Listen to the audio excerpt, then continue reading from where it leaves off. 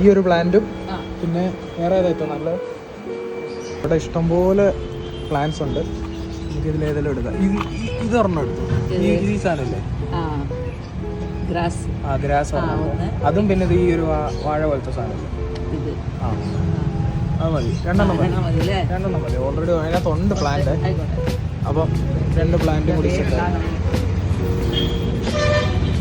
പിന്നെ വീടിൻ്റെ അകത്തൊരു പ്ലാന്റഡ്, അതായത് ഇതേപോലെ ഒരു സംഭവം സെറ്റ് ചെയ്യാൻ പ്ലാൻ ഉണ്ട്. നമ്മുടെ ഇത്രയും കളർഫുൾ ആയിട്ടുള്ള ഫിഷസിനെ മാത്രം ഇടാൻ. അപ്പം അതുകൂടി നിങ്ങളൊന്ന് കമൻറ്റ് ചെയ്യാം. ഓക്കെ, ലാസ്റ്റ് നമ്മൾ കഴിക്കാൻ വേണ്ടി ഒരു മീനേയും കൂടി എടുത്തു. ഇട്ടിട്ട് ഞാൻ ഈ വീഡിയോ ഇട്ടിട്ട് അതിൻ്റെ ലിങ്ക് ഇട്ട് തരാം. ഓക്കെ,